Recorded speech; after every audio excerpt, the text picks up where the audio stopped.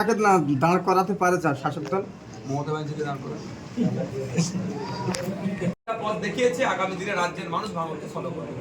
স্বাগত মূল্য আরেকটা অভিযোগ করেছে, আপনি নাকি অঞ্চলে অঞ্চলে লক্ষ লক্ষ টাকা দিয়েছে বোমা বন্দুক। আমি ওই লিঙ্কটা আমার কাছে পাঠালেন একজন, আমি বিস্তারিত দেখিনি। আমি আমার উকিলকে কিন্তু পাঠিয়ে দিয়েছি। আমি উকিলকে দেখতে বলেছি, যদি এই ধরনের অভিযোগ করে থাকে লিগাল আমি নোটিশ পাঠাবো, ওনাকে প্রমাণ করতে হবে, নাহলে ছাড়বো না। আমি বলতে ট্যাক্স লাগে না, বলতে তার ট্যাক্স লাগছে না, যা মুখে আসছে বলে দিচ্ছে। অত সহজ নাকি? মমতা ব্যানার্জি ওনাকে বলেছিল তুই বোম বাঁধিস, সেটা এখন অন্যের ঘাড়ে চাপা দিলে হবে? এখনো পর্যন্ত নির্বাচন কমিশনার কিন্তু মানে নির্বাচনের যে ডেট এখনো ফাইনাল হয়নি, তার মধ্যে কিন্তু ভাঙড়ে এত পরিমাণ অশান্তির জন্য দায়ী করে শাসক চাইলে শান্তিতে থাকবে, শাসক না চাইলে শান্তি থাকবে না। 2023 পর্যন্ত ভাঙড়ে রাজনৈতিক মতপার্থক্য হয়েছে, তো হয়নি আমি বলবো না। তৃণমূলের সাথে হয়েছে, তর্ক বিতর্ক হয়েছে, কিন্তু খুন খারাপি রাজনীতি হয়েছে বলতে পারবে 21 থেকে 23? হয়নি। শাসক তখন চায়নি।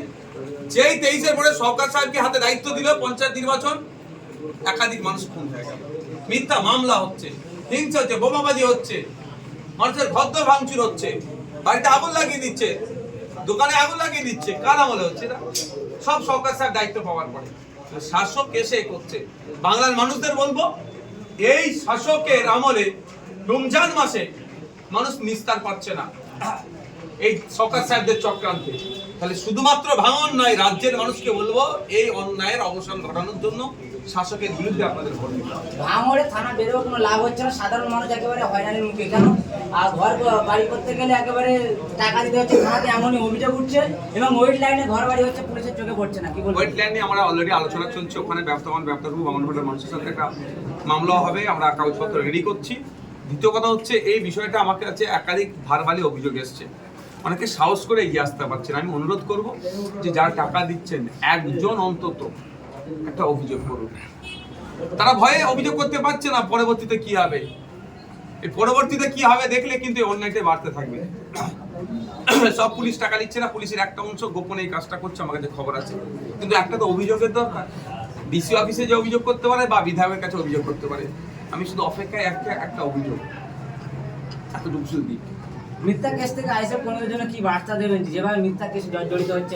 আইএসএফ এর কর্মীরা মিথ্যা কেসে ভয় পায় না। আইএসএফ এর কেসে কে? আইএসএফ এর কর্মীদের কেস নিয়ে বার্তা দিতে লাগবে না, সব রেডি। এক একটা নেতা এক এক রেডি, একদম কেস খাওয়ার জন্য রেডি, জেল খাটার জন্য রেডি। এরা কাটাকাটি করার ছিল না। 2026-এ আপনার বিরুদ্ধে কাকে না দাঁড় করাতে পারে শাসক দল? মমতা ব্যানার্জিকে দাঁড় করে